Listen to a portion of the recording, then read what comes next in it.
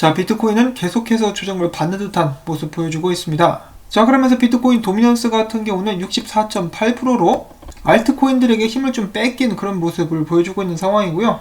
만약에 지속적으로 도미넌스가 하락하게 된다면 알트 대잔치 한번 또 다시 벌여볼 수가 있겠죠. 자, 첫 번째로는 국내 소식입니다. 대한민국 한국은행이 디지털 화폐 전담팀을 구성을 해가지고 CBDC, 즉 중앙은행 디지털 화폐 연구에 착수하겠다라고 밝혔습니다. 자, 작년을 생각을 해보시면은 한국은행은 우리는 CBDC가 필요가 없어, 블록체인, 암호화폐 까고 있네, 이런 식으로 이제 거만한 모습을 보여줬었는데요. 1년 만에 그 태도가 바뀌었고, 그 태도가 바꾼 배경에는 현금의 사용이 갈수록 줄어들고 있고 페이스북의 리브라와 같이 기존 화폐 체제에 도전하는 디지털 화폐가 나타났기 때문이다 라고 이야기를 한 것인데요. 일단 리브라 같은 경우는 발행이 될지 안 될지도 모르는 상황이고, 가장 현실적인 이유를 꼽으라고 한다면은 일단 주변국들에서 앞서 나가고 있기 때문에 중국에서 CBDC 연구를 하고 있고, 미국에서도 하는 쪽으로 의견이 가고 있기 때문에 이제 따라가는 그런 움직임이 아닌가라고 한번 생각을 해볼 수가 있겠습니다. 자, 그 다음에 대한민국의 대표적인 암호화폐 아이콘이 크게 폭등을 했었습니다. 한때 60% 이상 폭등, 향후 전망은 불투명, 이렇게 이야기를 하고 있는데요. 사실 이렇게 상승한 이유를 찾아보면은 없습니다. 몰라요.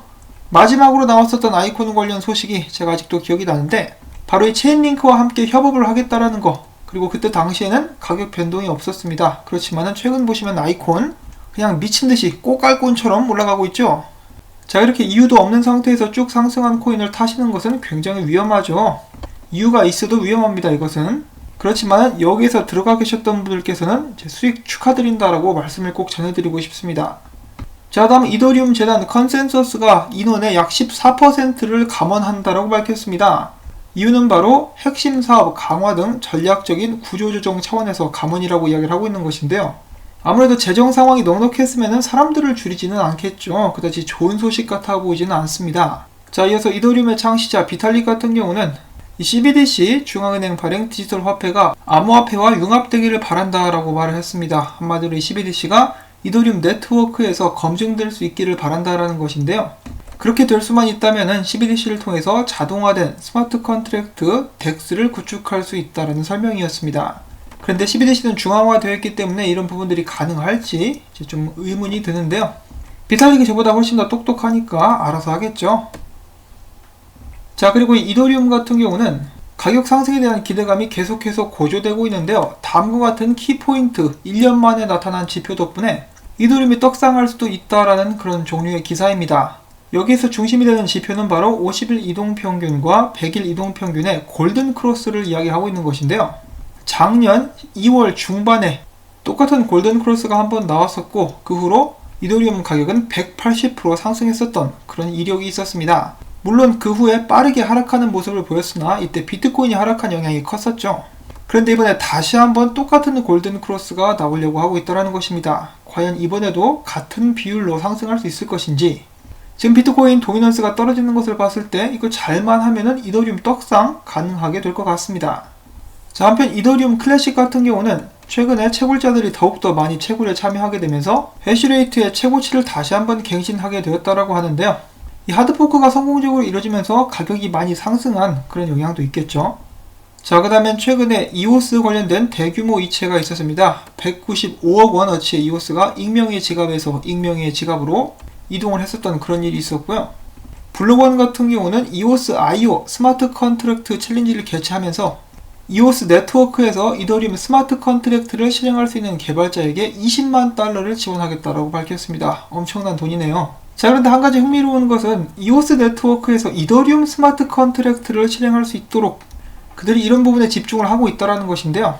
과연 그 의도가 무엇인지 궁금합니다. 이더리움 킬러라고 불렸었던 이오스, 이더리움을 제끼기 위해서 이런 부분을 시도하고 있는 것은 아닌가라는 생각이 들기도 하는데요. 경쟁사니까 당연한 걸 수도 있겠습니다. 자, 다음은 누가 에이다 차트를 올려가지고 한번 공유를 해보는데요. 역 헤드앤숄더가 가능하게 될 수도 있다. 지금 보시면 이 저항선을 다시 한번 뚫고 올라왔기 때문에 여기서 더한 상승 기대를 하고 있는 듯한 그런 모습이 보여지고 있습니다. 자, 그 다음에 저스틴 선과 트론에 관련된 엄청난 논란이 불거지고 있습니다. 이 트론의 총 발행량에 대해서 저스틴 선이 커뮤니티 멤버들에게 거짓말을 하고 있다라고 하면서 다시 한번 큰 파장이 일어나고 있는데요. 이 트론 같은 경우는 발행되게 되는 트론 코인 숫자가 1000억 개로 딱 고정이 되어 있죠. 그런데 최근 트론의 홈페이지에 가봤을 때 이 발행량이 1000억 개가 넘는 것을 사람들이 확인을 해볼 수가 있었다라고 합니다. 당연히 이에 대해서 실망을 표하는 트론 커뮤니티 멤버들도 굉장히 많았었고요. 그렇기 때문에 저스틴 선과 트론 팀에게 10억 개의 트론 코인을 소각해달라는 운동이 일어나고 있습니다. 이 논란이 불거지자 저스틴 선이 이렇게 해명을 했는데요. 이 트론의 총 발행량이 한계가 없어지게 된 것은 이 트론에 관련된 중대한 사항을 결정하게 되는 트론의 Super Representatives 27명이 이것에 대해서 결정을 내린 것이다 라고 회피를 했으나 사람들이 계속해서 조사를 해본 결과 이 발행량의 한도를 없애는 제안 자체를 바로 저스틴 선과 그의 팀이 한 것이라고 합니다. 그렇기 때문에 사람들은 이 트론 재단에서 의사결정을 하는 사람들에게 뇌물을 먹여서 이것에 대해서 찬성하도록 만든 것은 아니냐라는 의혹까지 나오고 있는 그런 상황이고요. 지금 현재 트론 같은 경우는 총 발행량 숫자에 대한 제한이 없기 때문에 마구잡이로 계속해서 코인을 찍어내는 것은 아니냐라는 사람들의 불만과 우려가 나오고 있다고 합니다. 자, 일단 이런 부분들은 제가 기사에서 취합을 한 그런 정보이기 때문에 나중에 또 변동이 있다라거나 잘못 전해지는 것이 있으면 수정을 하도록 하겠는데요. 만약에 이 모든 것이 진짜라면은 저스틴 선에게 배신감을 느낀 트론 커뮤니티 멤버들이 꽤 많지 않을까라는 생각을 하게 되는데요. 그동안의 여러가지 활동을 통해서 일을 열심히 해왔었던 저스틴 선, 이 당분간은 아가리 선이라는 오명을 벗어나기가 쉽지 않을 것으로 보입니다. 자, 그리고 비트코인 SV 같은 경우는 이번에 하드포크를 완료했다라고 하네요. 가격적인 변동은 아직까지는 보여지고 있지 않은 그런 상황이고요. 그 반면에 비트코인 캐시 같은 경우는 이 채굴세를 넣고 아직도 여러 논쟁이 이어지고 있습니다. 이번에는 코인게코 공동 창업자가 비트코인 캐시 채굴세에 대해서 커뮤니티와 논의를 했었어야지 왜 이런 식으로 강요를 하느냐라면서 비판을 했다라고 하는데요. 비트코인 캐시 측에서 어떤 결정, 어떤 투표 결과가 나오게 될지 이런 부분들도 지켜봐야 할 것 같습니다. 최악의 경우 비트코인 캐시 2 뭐 이런 게 나오게 될 수도 있겠죠. 자, 그 다음에 쉬어가는 시간으로 여기 있는 이 남자 피자 가게 사장님인 것 같은데요. 이 교황을 굉장히 좋아하는가 봅니다. 교황에게 피자를 전달한 그런 남자가 되었다라고 하는 소식입니다.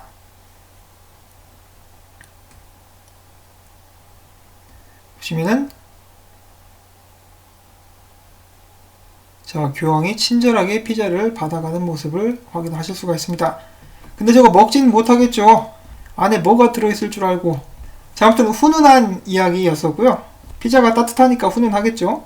자, 그래서 암호화폐 거래 플랫폼이죠. 크립토닷컴에서 이 비트코인을 25% 할인해서 판매를 하는 이벤트인 신디케이트를 진행을 하게 될 것입니다. 남은 시간은 이제 6시간 52분 정도 남았네요. 이벤트에 참여를 하기 위해서는 이 거래소에 가셔가지고 거래소 토큰인 CRO를 스테이킹 하시면은 스테이킹을 하신 수량에 따라서 비트코인을 25% 할인되는 가격에 구매를 하실 수가 있겠습니다. 3일 동안 진행되는 이벤트이고요. 20만 달러 상당의 비트코인 수량이 딱 정해져 있기 때문에 관심 있으신 분들은 제가 링크를 남겨 놓을 테니까 확인을 해보시면 좋겠습니다.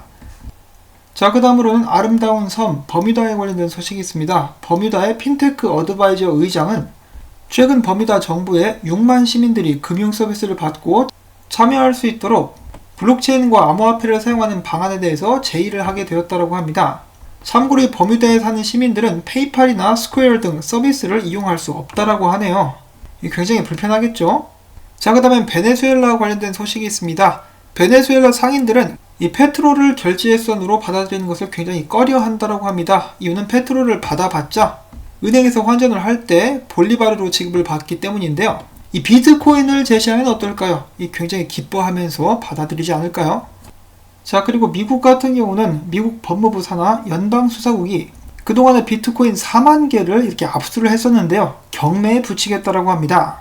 경매에 참여하기 원하는 사람은 12일까지 사전 등록을 마쳐야 되는데요. 보증금이 20만 달러, 비트코인은 개수에 따라서 4가지로 나눠가지고 경매를 진행하겠다라고 밝혔습니다. 결국 이것도 부자들이 채가겠네요. 그러지 말고 가난한 사람들도 좀 받을 수 있게 로또처럼 이렇게 돌리면 얼마나 좋을까요? 자, 그 다음에 CME 그룹의 CEO가 이렇게 이야기를 하고 있습니다. 비트코인은 금과 비슷한 안전자산으로서 변모하고 있다. 자, CME 하면은 비트코인 선물 시장으로 유명한 곳이죠. 물론 다른 상품도 있습니다만 저희들에게는 비트코인 CME가 제일 유명하니까요. 자, 아무튼 그 CEO가 이렇게 이야기를 하고 있는 것입니다. 비트코인이 7,000달러까지 떨어졌었다가 3개월 만에 9,000달러 이상으로 가격이 치솟았다. 이러한 움직임은 비트코인이 안전자산으로 인정되고 있음을 증명하는 것. 아직까지는 약간 무리가 있긴 하겠지만 그쪽으로 확실하게 나가고 있는 비트코인이다라고 볼 수가 있겠고요.